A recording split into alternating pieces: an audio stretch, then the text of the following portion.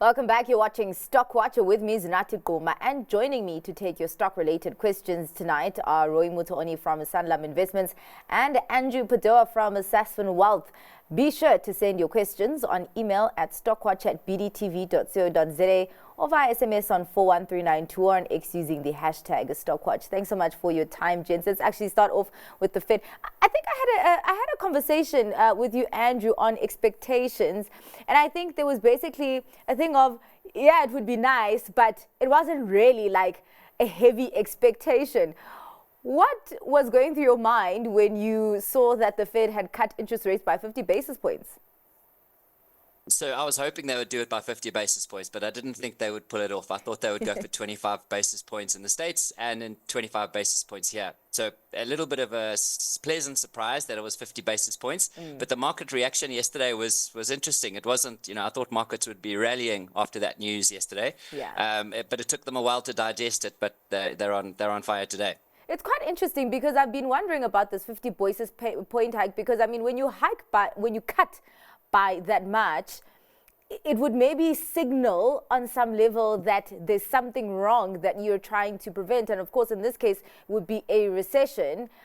Roy, do you think that maybe the negative reaction that we got from the markets was maybe just panic on that? And maybe today that possibility doesn't seem like, we could go there.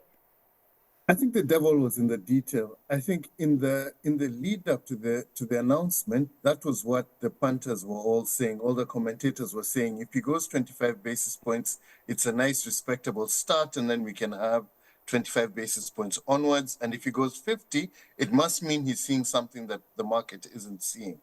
But then when you go through what he said, he basically said, if at the time of the last meeting, they had seen the inflation data that came out shortly after, they probably would have cut. So in reality, it's not a 50 basis point cut. It's just basically they brought the one that they would have done before and the 25 basis point we're going to do now anyway. So I think that calms the market down. The GDP data within the GDP commentary was GDP still growing at 2%. So it's not like there's a recession that's staring us in the face. Growth isn't slowing down overly aggressively. So I think after the market digests all of that, I think you've got a sense of calm. And I think the indices right now are all picking up. It's all in positive territory. Well, there was a question that actually was posted yesterday, but we can talk about it. It was, will the rand be affected by Fed rate cut today, whether it's 25 or 50 basis points?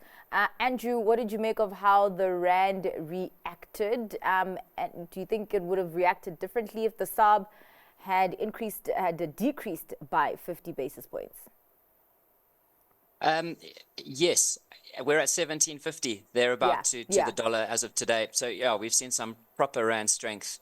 How long it'll last, I'm not sure. The rand against the dollar, I think it's one of the few emerging market currencies this year that's actually strong. If you look at Argentina, Mexico, Brazil, Turkey, they're all weaker against the dollar. So I think we can thank the GNU for that. But yeah, let's see what happens. But at 17.50 to the dollar, I'm definitely taking money offshore for clients who are ready.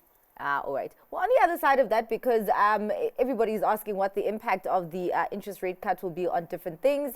And this one is on gold and gold stocks because of these cuts. I did see DRD gold today was up about 5%. I don't know about the rest of the gold counters, but I would assume that, no, actually not all of them. Roy, because, you would expect quite positive movements on the gold front today. Yeah, absolutely. I think the way to think about it is gold is an unyielding asset. So the higher interest rates are, the less attractive it is. And as interest rates come down, the more attractive gold becomes. And that's probably what you're seeing now. There's also heightened geopolitical tension, which always contributes gives an underpin to the price of gold. So, yeah, I think that it's acting true to form. Prices, I think yesterday, shortly after it reached all-time highs of about 2,600. It pulled back a little bit, but the wind is definitely behind the gold price right now. Yeah. Andrew, do you think that this would be the right time to go into gold? I mean, there's been so many things supportive of gold, just even this year alone. Would that be something that you're nibbling into? I agree completely with what Roy had to say, and it makes sense. Maybe small nibbles because the gold price can be volatile. So I wouldn't go guns blazing in, but maybe gradual phasing in over a period of time if you're trying to get some gold exposure. All right. Well, let's go into some more questions that have come through here. African Rainbow Capital reported good results this week, but the NAV is still an issue. Are we likely to see them delisting and following the likes of PSG if the market does not reward them for their performance? I think they were slightly rewarded when they released their results, but I guess maybe it's just wasn't by a lot. Yeah, Roy, what have you made of the kind of market sentiment on ARC? So think about it this way. It's not the most liquid of stocks. So little things move the share price a whole lot. There's the issue around the management fee that I think the market was never happy about. So it trades at a discount to NAV. And then there's the issue around valuation of the assets by directors relative to what investors think. So you put all of those things together, and that will always be the focus around results. It's never about earnings. It will be about what do you value the assets are and when do we expect, when do we get access to these assets directly, or how can we close that NAV gap? People don't believe specifically the valuation of Rain, and it's not that they think these guys are lying. It's just that you don't have enough detail to have a valuation of your own objectively. So that's why I think you'll always find the share price lagging. Some good news will come, people won't believe it, then it rallies. Will they delist? Well, the thing is, they've used the markets to raise capital. The whole idea was to give people access to assets that they would never have held, things like time, things like Rain. I don't think, I think this is an asset that needs to remain listed, but similar to, say, a Remgro or a Renet, you need to have greater access to how they're valuing the individual assets. And I think that's what's going to help you close the NAV gap. Andrew, is this one on your radar? ARC? No, it's not. It's not on the radar. Yeah, I think I'm kind of playing in the bigger, larger cap space. So ARC's not one that I look at. Well, let's go there because there is a question here on Pick n Pay and Raubex, and quite an interesting question that says, I want to sell Pick n Pay shares and replace it with Raubex.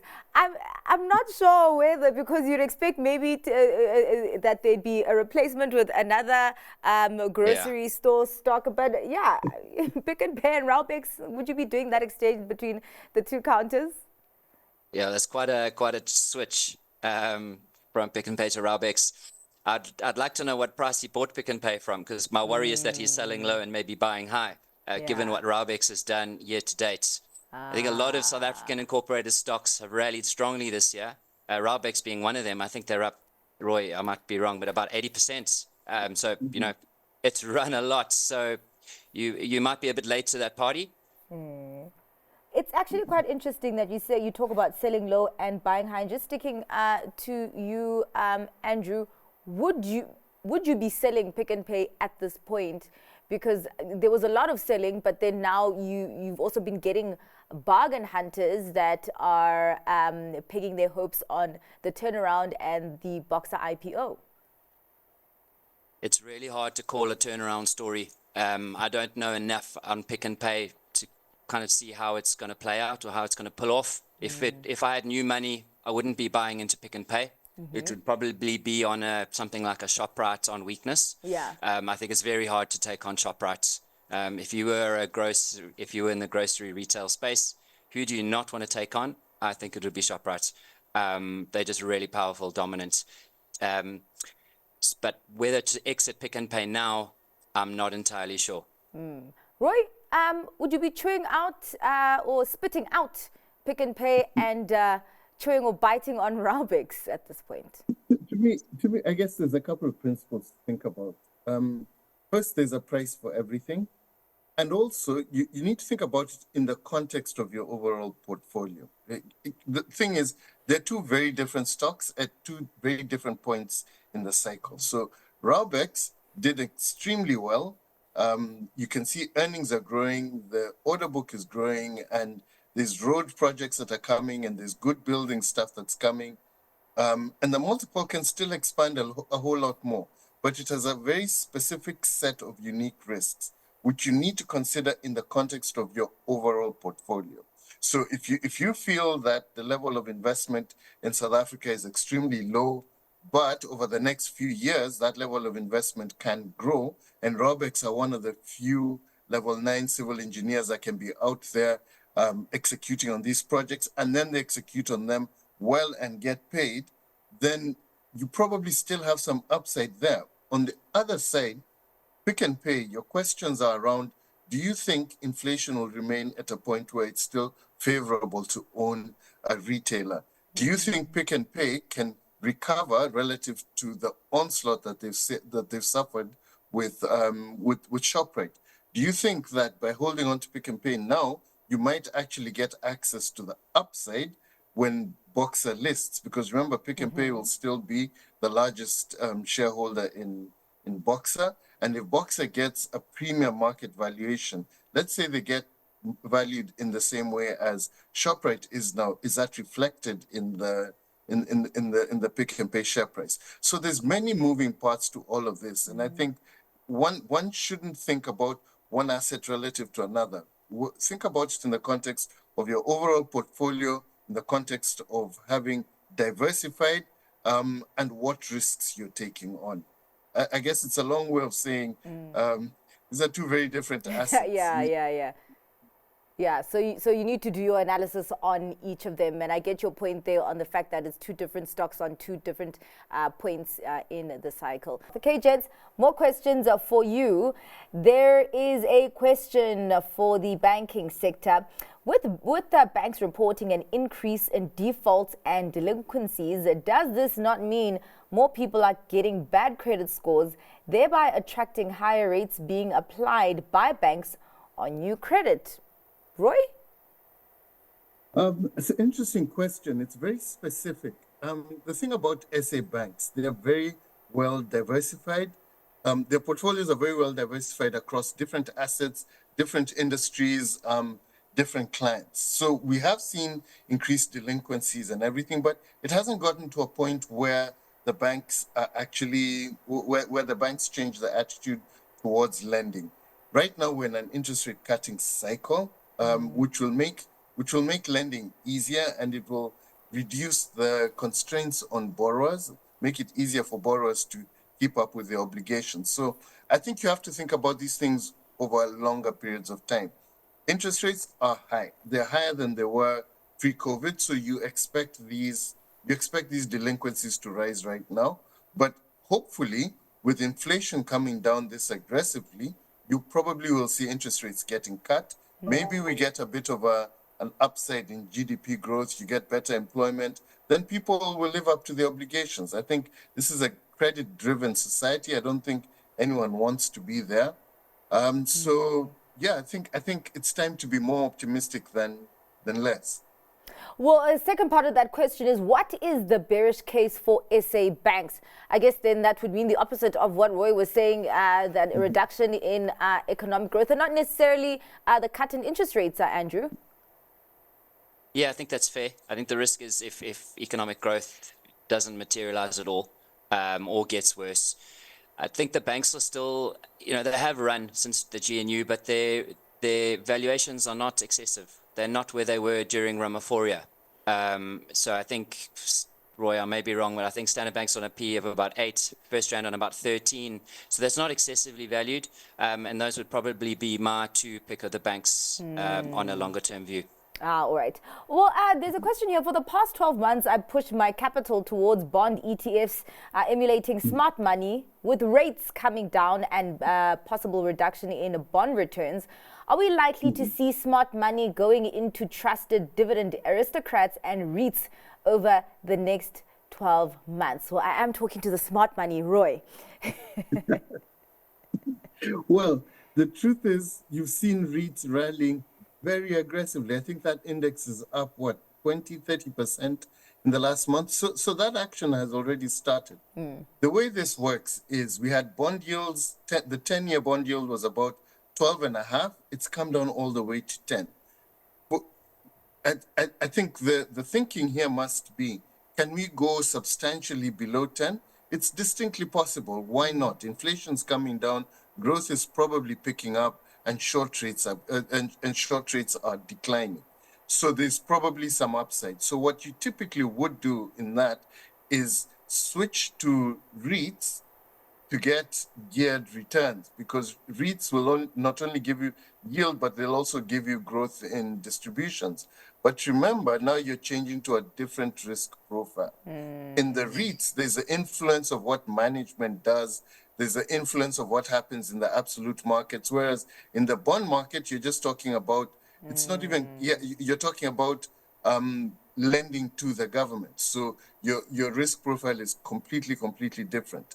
So I think the way you think about it is you load on risk by going to REITs. We've seen the prices moving, or you take off risk by going into the bond market, and that's also rallied quite a bit. So for both, you're already quite late into the cycle. The bet here is that those long bond yields continue to fall aggressively, in which case you will see upside on both. All right. Well, I mean, clearly there's appetite for REITs, as Roy mentioned that the action has already started there. Andrew, would there be any REITs that you are keen on the JSE? So the one we were talking about quite a bit recently has been Vukile, but again, that's one that's run hard. Vukile has also got quite a bit of exposure to Spain, or Iberia, what they call it. So it's not purely a South African, economic, or trapped in the South African economy and subject to what happens here. So yeah, I think REITs there's a broad range of REITs there. Some are SA incorporated, some are retail. Investors just need to do their homework there. Yeah. Well, one of them, there's a question here on it, is Redefine. Your view on Redefine, of course, one that is also diversified in geographies. Roy? Look, it's one of the larger, more liquid ones. They've done relatively well in recent times, and the diversification is actually working. Their presence in SA is quite big, and within their, if I remember right, the most recent guidance pointed to some growth in the distributable in distributable income. So it's not bad. But remember, this one's also up 30%. So you need to understand that what you're forecasting here is sustained decline in long bond yields, which is basically reduced premiums. You have to be comfortable in that. And when you're comfortable in that, what you're going to end up doing is buying any of the liquid ones, because the upsides will be very similar. My only advice that I would give to investors is make sure you look at simple things like, what's the portfolio mix? Are you betting on a South Africa improvement, or are you looking for diversification? Because a lot of these guys are in Iberia, and they're also in Eastern Europe. What's the level of gearing? I mean, the average gearing in that sector is probably around 37 to 40. You don't want to be in one that is substantially above that. And then what's your feel for valuations? You've seen a lot of accelerated book builds. That just tells you, even in management's minds, share prices are probably reflecting fair value. So they're willing to sell equity to get money in. That's the indicator that the market's giving you. And that's why you need to be very careful when you pick the individual REIT. You could also pick a portfolio of them, whether it's through an ETF or a fund, which diversifies your risk and allows you to have some of the more expensive and some of the cheaper ones. Then on average, you're probably okay. Yeah. Well, let's go into the TV, which we are in right now, Multichoice. Your view on Multichoice with and without Canal Plus. Is there even thinking of Multichoice, Andrew, without Canal Plus? Sorry, Zanati, that's not a stock I cover, so I'm going to have to politely hand this one over to Roy. Okay. Well, Roy, let's go into Multichoice with and without Canal Plus. Look, the thing is, Multichoice has struggled over a period of time. Losing their premium customers. It's an expensive service. They've also got the issues around the expansion they made into Africa. The thing about Canal Plus is it gives them a source of additional growth. It gives them access to technology. They get into a bigger parent, which probably gives them time to recover, refit themselves and everything. So Canal Plus, theoretically, should be very positive for them. Without Canal Plus, it's a very difficult market. The amount of losses they've made in terms of premium customers, who are the guys who are the high margin ones, has been significant. And remember, programming costs continue to rise, and they rise in foreign currency.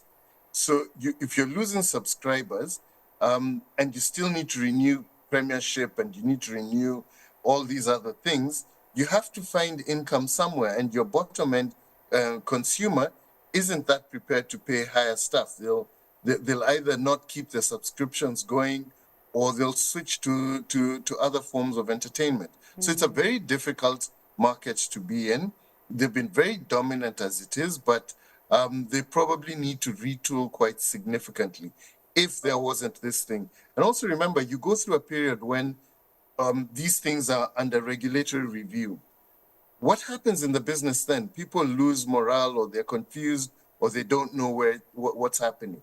If Canal Plus was to walk away, they would have to sit back and now refocus themselves. And that's a difficult place for an organization to be in, even at the best of times. So, yeah, I think be cautious. It's one, I guess it's one to watch, but yeah, be cautious. All right. Well, something that you're not really cautious on, your stock picks for today, gents. Andrew, what are you hanging your hat on?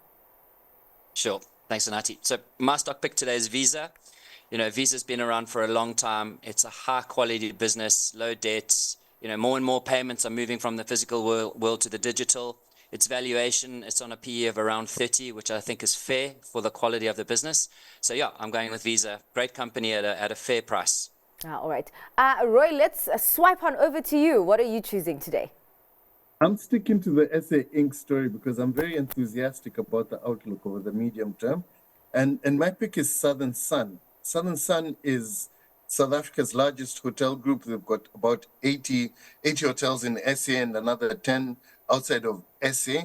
These guys are benefiting a lot from growth in tourism and visits and the interest in South Africa. They've got the potential of expanding occupancy and rates as well. And particularly when we're going into this period when there's greater enthusiasm, maybe we get more visitors, local tourism plus inbound tourism. This is a group that should benefit. All right. Well, gents, thank you so much for joining us today. That is all for tonight's Stock Watch. Thanks to our guests, Roy Mutooni from Sanlam Investments and Andrew Padoa from Sasfin Wealth. Up next, the close. Stay tuned.